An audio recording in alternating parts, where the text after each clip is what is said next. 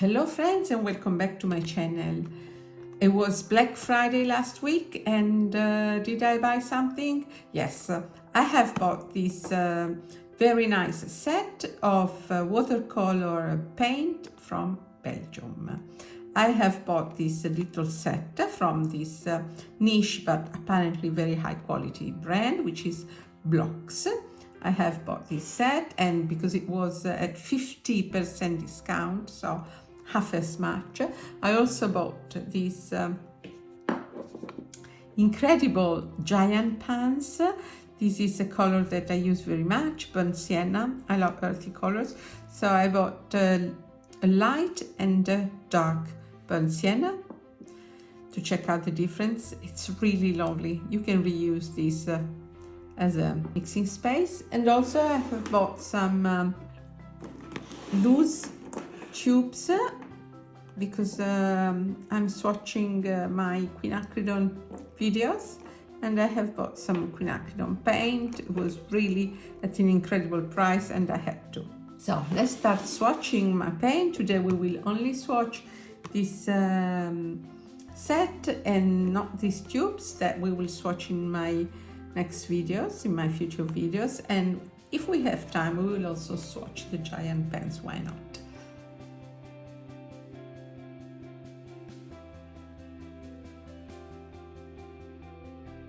Okay, so let's open this beautiful box. It's a 16 half godet and it says Boîte Bijou, BLOCKX Aquarelle, made in Belgium. I must say that these small tubes remind me very much with this old vintage feel, Old Holland, very traditional brand made in the next door Netherlands, you know, Belgium is border with Netherlands. And BLOCKX is also a very traditional brand. So it's inside this cloth. Already I like this. And look how beautiful it is. It's really a wonderful, wonderful palette, a wonderful box. It's a tin box. Inside we have a list of the colors. It's not really a swatch card because it's not watercolor paper, but it's a list of the colors. And there is a guarantee. In the box, it says, in the BLOCKX tradition for more than 150 years, I certify that our watercolors are made according to the original methods tested by my great grandfather from 1865. Actually, it seems that it's ground in a stone mill yet, so it's almost a handmade feel. It should be. The purity of their transparency is guaranteed by the use of pure pigment, finely mulled, as I told you, in this stone mill, and without any filler, and mixed delicately with our binder made of Arabic gum and honey of the best quality. So this is also a honey-based product, which I like very much. They're usually so soft, like Sennelier or M. Graham. I guarantee a maximum of light fastness of all our shades, which will ensure the best conservation of your the best conservation of your work of art and your talent. Actually, there is no information about light fastness because they certify that they're all light fast. They wouldn't mix any color that is not light fast. Now, this is incredibly thick and sturdy. The pans are already open, so they're ready. They look absolutely hand poured. They're not extruded, which for me is fantastic. I love hand poured pans. And there is no information about the pigments, so I had to look online. And online they have a very simple basic website where you download a PDF color chart, and I had to search manually and match them manually so that I could trace back the pigment, because I don't think that there is any information, maybe on the back, but I don't dare pulling them off. Okay, let's start swatching, my most favorite moment.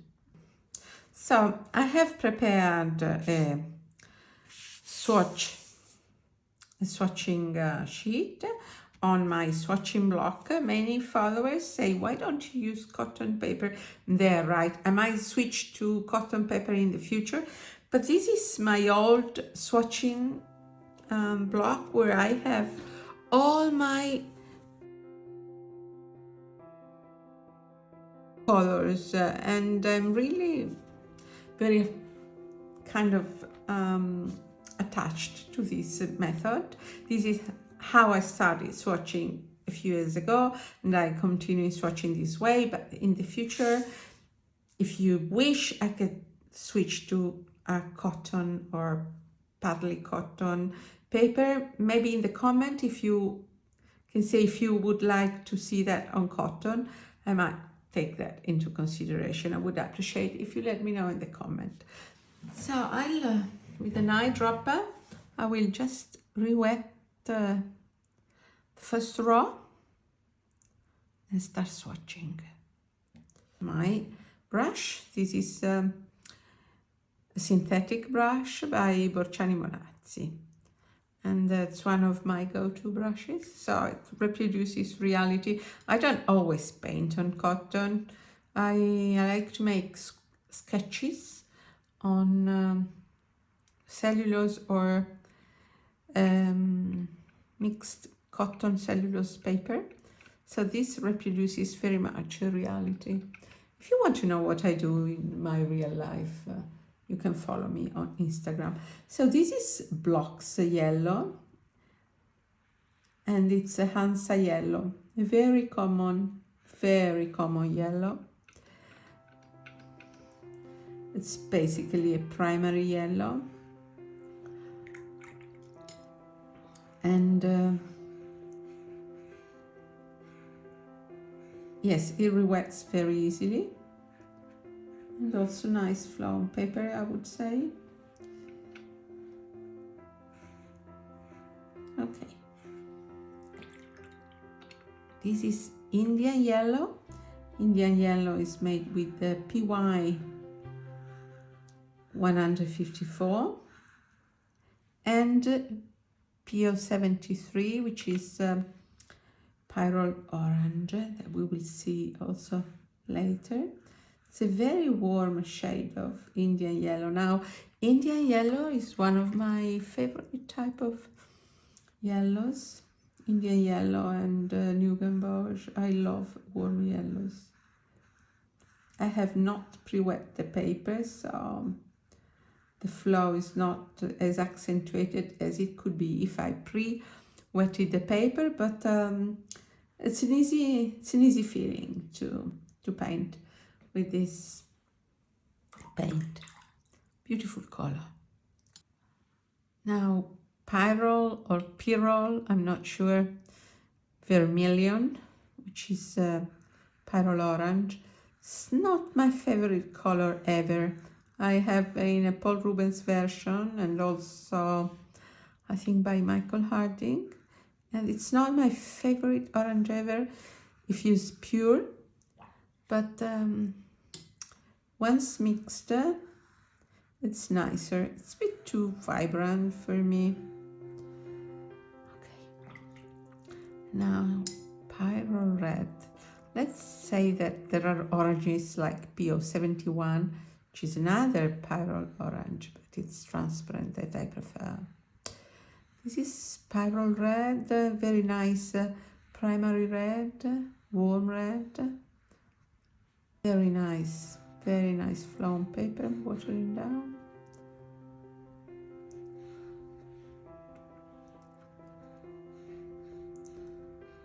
And it's a lovely sensation, very vibrant, very pigmented. Quinacridone magenta. Quinacridone magenta, PR 122. Quinacridone magenta has another version, PR 202. But I think that a good magenta is nice to have, especially because it is the only cold red that they have. There is no alizarin crimson, no madder red.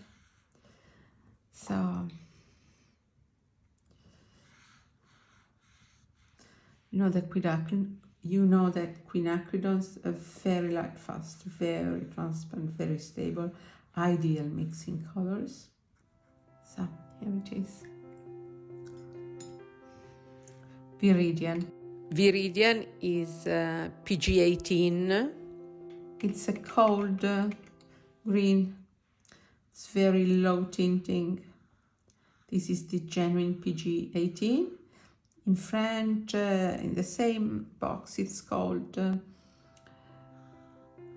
Vert Émeraude, so emerald green, which is always can create some confusion because sometimes emerald green is phthalo green, or even Viridian, they use phthalo green because of the low tinting strength of this pigment, but it's a nice mixing green. Now this is a weird choice because the only two greens that they have are cold greens.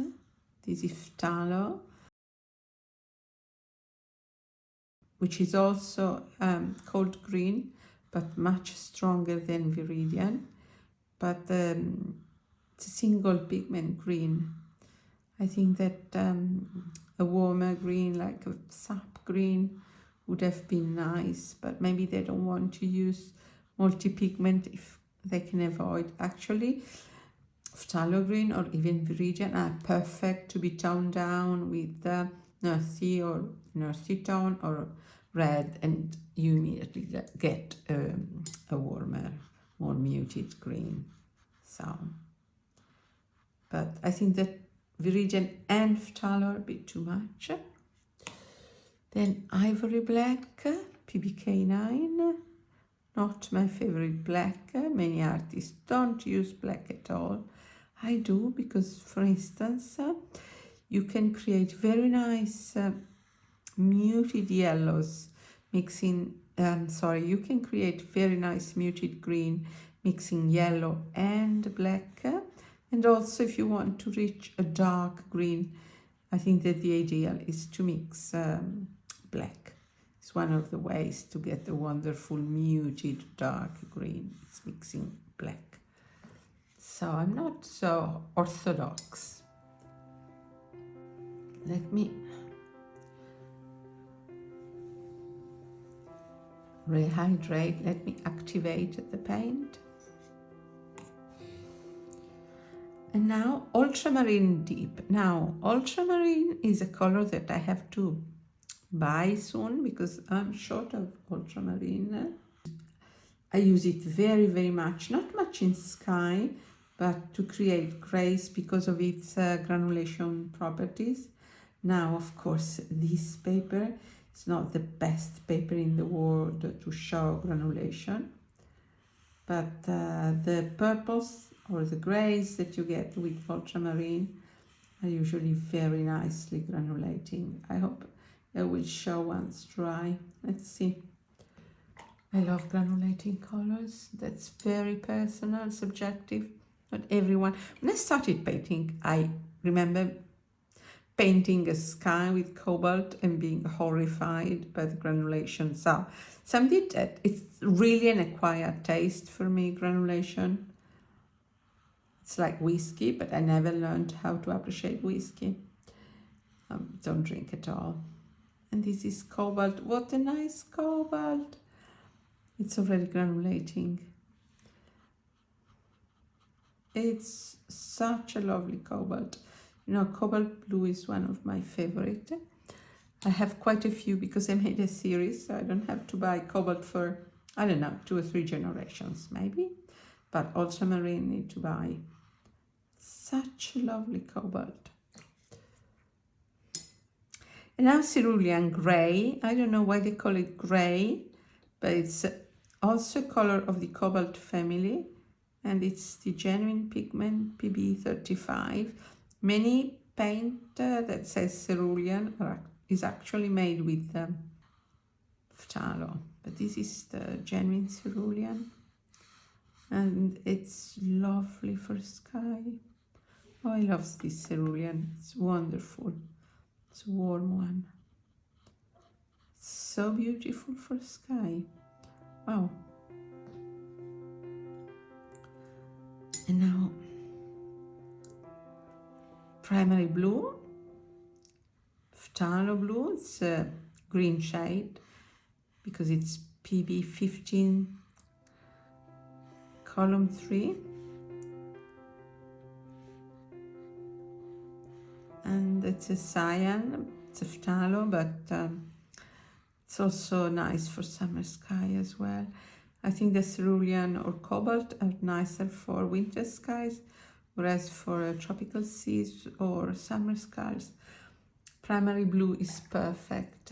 Now it's winter, almost, it's fall, so these two colors are perfect. Then we have another weird choice. We have transparent mouse yellow, which is PY42. The same pigment of yellow ochre is an earthy yellow, and it's a yellow that I have learned to appreciate because I have it in a Paul Rubens set. It's different from yellow ochre because it's more gluey always in texture, or cloudy always, and it's transparent, whereas yellow ochre is absolutely opaque. It's duller than yellow ochre, but it's very organic. I like it very, very much. Now, PY42 is a synthetic version of this pigment.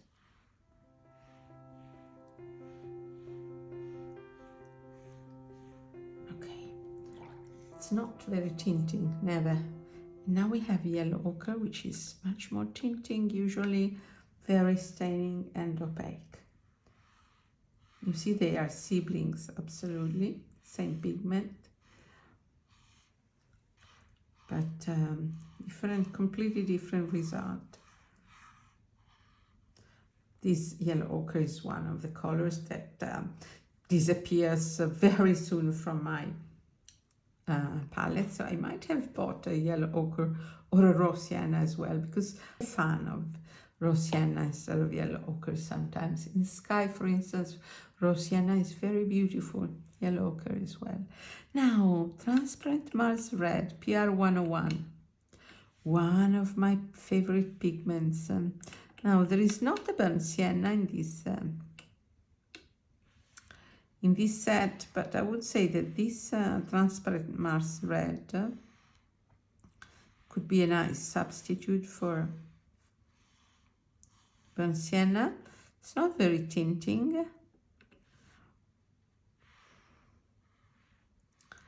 not very staining, but it's very transparent, of course, as the name says. And you know that burnt sienna is often made with PR101, and it has this orangey undertone, which I like very much. So this is absolutely beautiful. These old traditional brands are never fancy, they don't use fancy names, they don't have fancy shades, but they have wonderful colors. I really like this. Now, one of my favorite colors as well that I usually finish and have to buy often, and it's burnt umber. Let's see how it is. This is made with PBR7. Some burnt umbers around are multi-pigment. They're very, very pure in using as little pigments as possible, so they're very safe to mix. And this is a beautiful burnt umber. Wow. I think I need to test on a real drawing this set. So we let this dry and then we come back for conclusion, but we can already say that they have all the primary colors. They have two yellows, one cold and one warm. Same with the red. They have a vermilion, almost an orange. It is an orange actually. A warm red and a cold red, magenta. They have this weird choice of two cold greens, but we explained that you can easily mix your own warm and more muted green, but it would have maybe been nice to have a muted green, a black, which can come in handy. For me, I prefer maybe a neutral tint, but with black you can also tone down or darken some colors. Then they have four important blues. I would have loved maybe an indigo, which is a very nice blue to have, but ultramarine and cobalt for me are compulsory, and they have them. A lovely, beautiful cerulean grey, and a primary blue that you can use mixing or as it is, because it's really beautiful. And then earthy tones. There is no burnt sienna, but they have this transparent mouse red that can take the place. These two maybe could have chosen one or the other. They maybe might have used rose sienna, but this mouse yellow looked very much like a rose sienna, and a burnt umber. I like this range. It's very well thought, and the colors are very vibrant. They're almost dry, and let's try a sketch. For this sketch, I will use very fine cotton paper, which is Saunders Waterford. I think this is one of the best papers around. So cotton paper fans will be happy that I will be using it. And also because I don't feel so comfortable in painting on YouTube, I will make a very simple sketch as usual, just to check the properties. And I will sketch my dog. Toto. I have two golden retrievers and I like to sketch them. So let's sketch my golden retriever with all these yellow ochres, and I will also try my burnt siennas.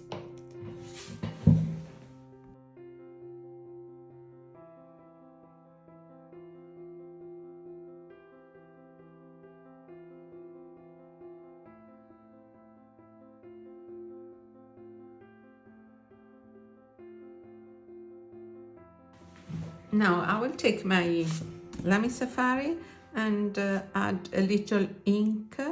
This is going to be waterproof ink in sepia, which is my favorite.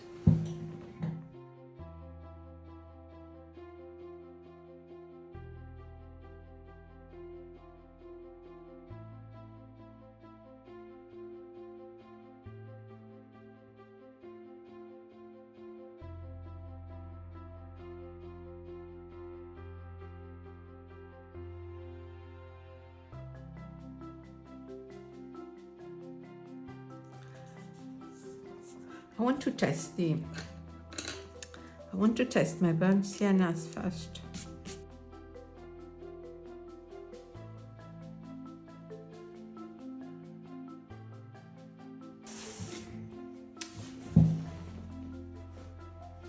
This is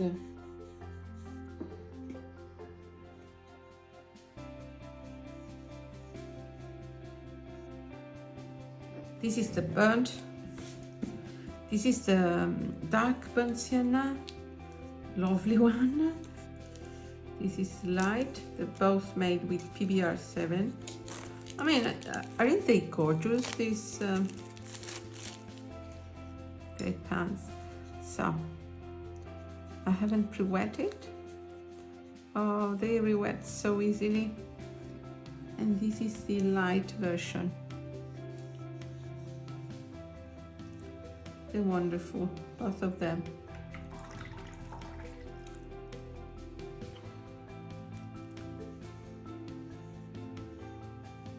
Okay, so I will leave them here.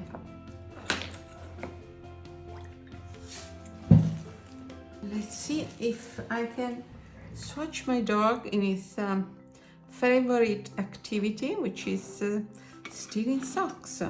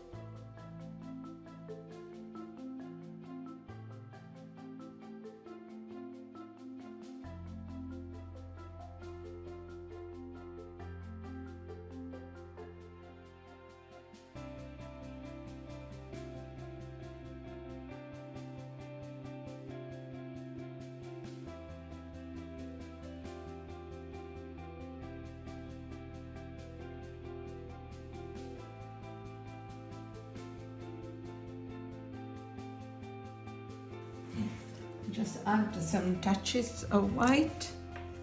I will make highlights in his eyes. I hope that's dry enough.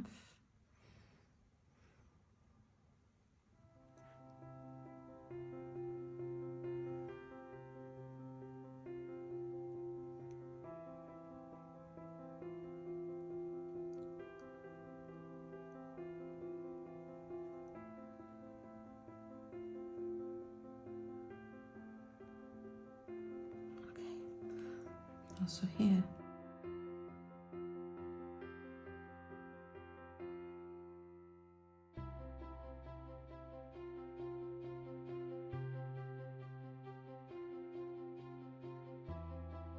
Okay, it's finished, my puppy. It's given the season, it's a festive puppy. I'm very secular, but I must say that Christmas, and also I come from an interfaith family, so I was more a Christmas guy in my family, but I must say that Christmas is lovely to paint. The decorations are irresistible. And here is my puppy. I enjoyed it, painting with it, and it's very transparent. It's a joy to mix, vibrant colors. It's very nice. It's very nice set. I'm happy about it. It's nothing. How can I say? It's nothing completely different from other paints, but they had a great price because they were on sale, and the charm of such a traditional old paint. It's made by this family by 5 generations. It's almost 150 years from now. So I think that it's almost irresistible to try out this paint, and the result, it's vintage result, exactly how this should be. The box is wonderful, really wonderful. I think that I will use this in the future for a long time. It's so sturdy. You have an idea. Nothing to do with boxes that you find on Amazon.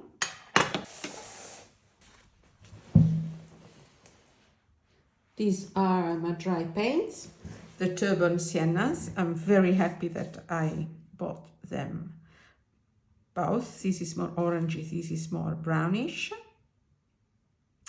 And they have the whole range in this giant pan. If you find it on sale, buy it, because it's really wonderful to have. And here you have all the information about pigment. I would be really happy if you would let me know if you have tried this paint, if you knew it already. I have only vaguely seen it before, but really never focused on it, but I'm happy I have it. Some colors are really nice, like this cerulean is wonderful, and these giant pens are wonderful. The ultramarine is very nice. It's almost violet. It's really beautiful. And I'm waiting for your comments. I'm really curious to know your experience with this brand, if any. Thanks a lot for having watched this